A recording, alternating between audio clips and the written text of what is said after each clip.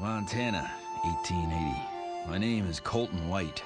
My father and I hunt game for the steamboats traveling the Missouri. Not a bad living if you can stand your old man kicking you every morning at dawn. When you ask someone to name their favourite Western game, chances are most people will mention the Red Dead Redemption games, and that's fair enough, as it's not a genre that features many prominent titles, and with the stellar standards these games have established, it's going to be hard to compete with them. There have been a few other titles worthy of praise over the years, however, two of which being Dead Man's Hand and Darkwatch, both of which being hidden gems. However, one that always seems to fall under the radar, and that just so happens to be my personal favourite Western game, is a little classic known simply as Gun. This thing was developed by Neversoft, who are most well known for their work on the Tony Hawk's and Guitar Hero series. Gun was released on November 5th in 2005 for the PS2, Xbox, GameCube and Microsoft Windows. It would also see a port to the Xbox 360 in 2006, as well as a condensed version known as Gun Showdown on the PSP. Gun released to mostly positive ratings from both critics and users alike, and even received nominations for several awards. So if this thing is so good, then why isn't it better known? Well, as the old saying goes, if you don't try, you'll never know. So let's get our game on and go play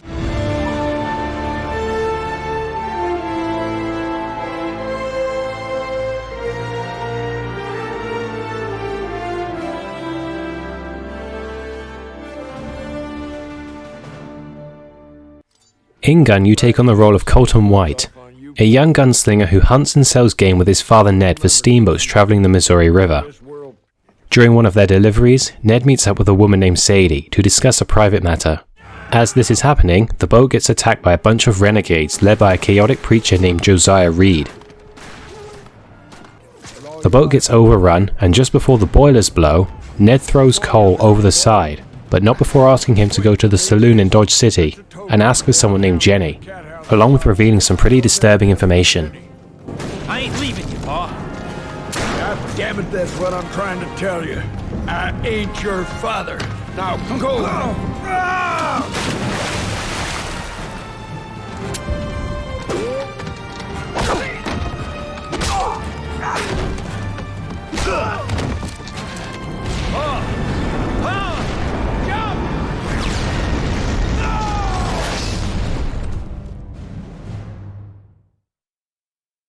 So sad. From here, Cole is left with what few clues he has in order to avenge his father's death and also learn the truth of his past, as well as finishing whatever it is that Ned has started. Along the way, you'll work with all kinds of factions ranging from lawmen, rebels, and the Apaches. Characters may fall into certain stereotypes, but they're all still likable and entertaining to watch. Cole comes across as this cool, calm and collected guy with a pretty level head on his shoulders. The cutscenes are short and concise enough that you won't want to skip them, but also make sure to provide enough context as to what's going on. We're likely to meet Apaches along the way. If they get the upper hand, I promise you'll put a bullet in my head before they have their fun.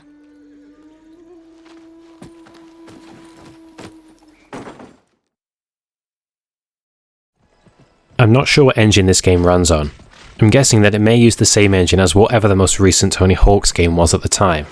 It would make sense, since a lot of this game's assets were recycled for this one. I have to say though, that despite being a 16-year-old game, Gun still looks really good. There's a couple CGI cutscenes at the start which still look stunning. I do also have to say that the sunsets in this game are fucking gorgeous. Character models are detailed and modelled pretty well for the time. I especially love Cole's design, specifically the tattoos on his lower arms, which often look like they are sleeves connecting with his actual clothes. That's an awesome bit of detail. You'll see all kinds of different environments throughout the game, ranging from harsh deserts, rugged canyons, lush fields, and dusty towns, all of which are suitably colourful and vibrant. The shadows and lighting look suitably good based on what time of day you are playing. There's a decent amount of gore in the game too. For instance, if you blow someone up with dynamite or TNT, you can see their limbs fly out, and you can even do the same with more powerful guns. Kill someone up close with a shotgun, and you'll even see their blood splatter from where they hit the ground. There is a slight amount of pop-in when travelling, but it's not all that bad. One godsend this game does have is no loading screens while travelling, which just makes the experience a whole lot more immersive.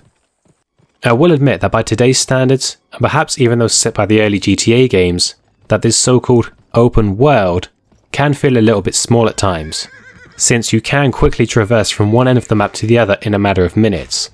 In many ways, you could describe this game as a prototype for Red Dead Redemption, even though it has nothing to do with the series.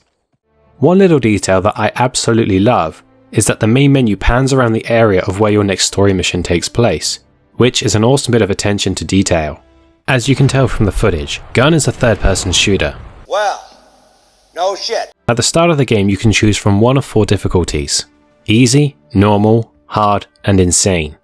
The first 2 are really easy and a good starting point for first-time players. The others offer up more of a challenge, but you will have to be wary of a few rather cheap areas, especially the last mission. Being a Western game, you get to play around with the types of weapons you'd expect to find from that time period. So you've got rifles, shotguns, sniper rifles, which are referred to as sharpshooters, and of course you get your pistols. Your handguns have an infinite amount of ammo reserves, so they are a great fallback option. You also get a knife for close quarter melee attacks, which you can later swap out for a tomahawk and even a goddamn cavalry sword. You've got 2 types of thrown weapons, such as the whiskey bomb, which acts just like a Molotov cocktail, and of course you can throw sticks of dynamite. Speaking of which, you get a bow about halfway through the campaign.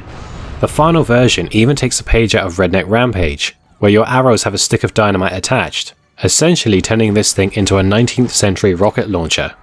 There's a few sections where you get to hop on a cannon and Gatling gun too, and blowing enemies to hell and back with these things is so much fun. You have a fixed health bar, which you can replenish in 1 swig from your whiskey flask, which you will have to refill. Whiskey bottles and ammo crates are plentiful throughout the game though, so you'll never find yourself scraping by, which is a good thing in a game that is so action-packed. Swapping through weapons does feel kind of finicky and confusing at first, but it's not so bad once you get the hang of it. You see, each weapon is bound to a weapon slot. You can select what weapon you want equipped in each slot from the pause menu. In combat, you can switch between a primary weapon and a sidearm. Weapons are bound to the D-pad, but in order to swap through them, you have to hold down the B button. This is because the D-pad serves a different function when not being used for swapping through weapons. Pressing up is going to make you drink from your flask, and pressing left or right will make Cole lean to the side, which is really helpful during combat and a godsend on the higher difficulties. Once you get the hang of this though, it ain't too bad. You can zoom in with your rifles and snipers for extra precision, and the aiming reticle has a soft lock-on system to help you aim during combat, which makes sense as this thing was primarily designed as a console game first and foremost. A cool feature is that you can actually shoot a weapon out of an enemy's hand if you aim well enough, hit an enemy before you get hit, and you can even stagger them, making combat a lot more manageable. Your crosshair also changes colour based on your target's allegiance, so you'll never be confused as to who you should and shouldn't kill. Being a Western game, this game does have its own version of bullet time, called Quick Draw. In this mode, the game snaps to a first-person perspective, and time slows down to a crawl. You can swap between targets with a flick of the left thumbstick, and don't have to reload either. This mode is really fun, and is even essential for beating a few of the bosses. Oh, by the way, the bosses are just complete bullet sponges that can deal a ton of damage to you. They're probably the worst part of the game, but they all do require slightly different strategies to defeat, which does keep you on your toes. When throwing your dynamite, you can douse the fuse and shoot it to detonate as a trap. I personally found it more effective to just throw it normally, but hey, it's nice to have the feature all the same. Melee attacks also lock onto enemies, and even stagger them, which allows you to use them as a human shield. And in this state, they soak up most of the damage for you, which again is really helpful in the higher difficulties. The game also features light RPG elements, allowing you to improve your stats to upgrade things like your maximum health, damage output, and so forth. Your stats receive slight buffs when you complete a mission, and this can be improved further through all the various side missions you find throughout the world. These range from bounty hunting, deputy work, ranch handling, and even hunting, all of which make the experience much more immersive, and help you to feel like a real cowboy. When doing the hunting missions for the Indians, you actually get double the cash if you kill your prey with a bow, since it's considered more honourable. So you best get to re-watching the Avengers movies and take notes on Hawkeye. You can also play poker in the saloons too, and if you're playing on easy difficulty, you can even cheat, so go for broke. You can visit merchants to purchase upgrades for your gear, as well as purchasing a pickaxe, allowing you to mine for extra dosh, and you can even buy a scalping knife. Sadly, this thing doesn't serve any real purpose beyond finishing enemies off in a horrifically violent fashion. Apparently, it was intended that you could be able to sell scalps, but due to some controversy, this feature got cut from the final build. Getting all these upgrades isn't essential, but you are really missing out if you don't get them, as they are a big help. Let's take Ned's Ferguson rifle for instance. You get to use this thing to fight off a grizzly bear in the prologue, and look at how little damage it does, and how slowly it fires when you have no stat buffs or weapon upgrades.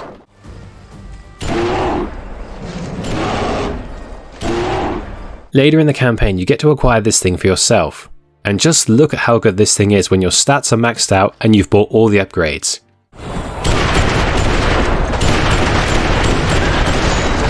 I mean, god damn it, this thing tears so much ass that it would make James Dean blush.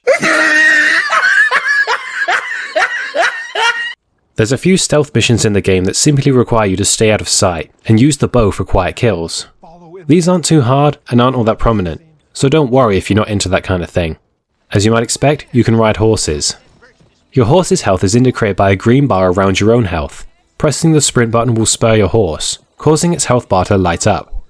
You've got to be careful though, as spurring again too quickly can even hurt and kill your horse. So don't be whipping that thing too hard or else Peter are going to come after you. Your horse can even be used in combat, both as a mounted ride, and it even has its own trample and skid attacks, which do come in handy for finishing off a wounded enemy. Being something of a 19th century GTA, you've got a radar in the bottom corner to help you navigate. A helpful feature is that you can simply activate the next story mission from the pause menu, saving you from having to travel from one end of the map to the other. This game actually has quite the range of famous voice actors. Colton is voiced by Thomas Jane, who is the Chad who played the Punisher from the year prior, and also voiced the same character for the Punisher game, which was released in the same year, which I will be covering in the future, so make sure you're subscribed to see it. Thomas does a good job with Cole. He makes him come across as this cool, calm and collected character that has a lot of discipline. He has a good range of emotion in the scenes that need it. Reed, that son of a bitch is gonna pay. Just as soon as I get to Empire City. My only gripe is that I think he could have done with a little more urgency in some scenes, but overall, his performance is still good and entertaining.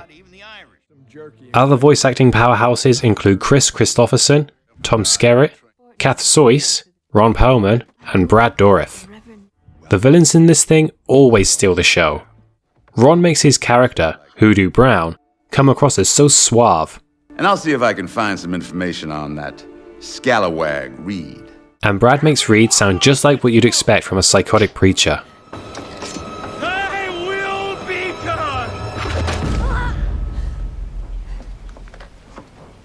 The sound effects in this game are great too. The guns all sound loud and impactful, some of which could give your ears more of an orgasm than your favourite ASMR thought. I especially love not only the Ferguson rifle, but also the Volcanic 10 pistol and the double-barreled shotgun.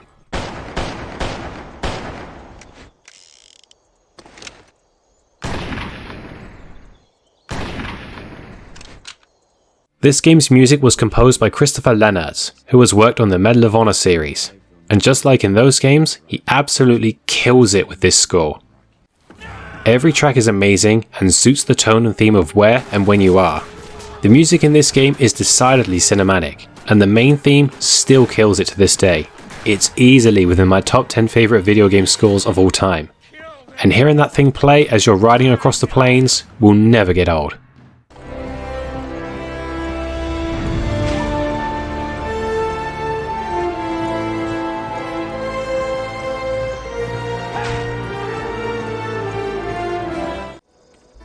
The towns have a low guitar piece playing, and sometimes when you're out in the wild, all you'll hear is the sound of birds chirping in the distance, which makes the whole experience that much more immersive. Yes, I've said immersive a few times in this game, but that's what it is, despite being so simple. So what about the bad stuff? Well, the game did receive a bit of backlash for supposedly not portraying Native Americans correctly. There is a hint of racism throughout the story, but it's not overbearing, and is just there to add a layer of realism to the scenes, considering the context of when the game is based. Something that is exclusive to the 360 version, and I'm guessing the PC one as well, is the fact that the achievements are kind of iffy. For example, if you beat the game on hard mode, you won't get the achievements for the other lower difficulties, which is just an odd omission. I'm also not a fan of how in the 360 version, every time there's a loading screen that comes up, you always see the game's name pop up on the lower screen. Like, gee thanks, I forgot which game I was playing. Also, I don't know why, but every version that I have ever played and 100%ed just goes dead quiet afterwards, and you can barely hear anything. Sadly, despite being able to save during a mission, there's no mission restart option. The only way you can restart a mission is to die, and then either try again, or quit. The map is also fully open to you after about an hour or two of playing, and once you've 100%ed the game, there isn't really much else for you to do. No activities or nothing. Also, sometimes you'll get thrust into a few story-related missions back to back, and at other times, you won't, which kinda can throw off the pacing. I'd also argue that the story is a bit short, especially if you only go for the story missions, and don't bother with any of the side stuff. Another weird oddity is the fact that once the map opens up, you can actually go and find areas that are story-related, despite not having progressed to that point in the actual campaign. So, why isn't this thing better known? Well, despite selling pretty well, Gun didn't receive the sales figures that Neversoft had hoped for, and they ultimately had to choose between Gun and Tony Hawk, so they chose to stick with their more successful series. Plus, this thing was published by Activision, who didn't believe that a Western franchise could be all that successful. Yeah, I'll bet they're kicking themselves now, right? It's a real shame too, because there was hope about turning this thing into its own franchise, and I for one, and I'm sure many of those who played it back in the day, would have loved to see where this could have gone. Now back in 2019, Chad Finley, the lead developer, did state in an interview that he would be open to the idea of a sequel with the right team. Personally, I think a remaster would be more appropriate.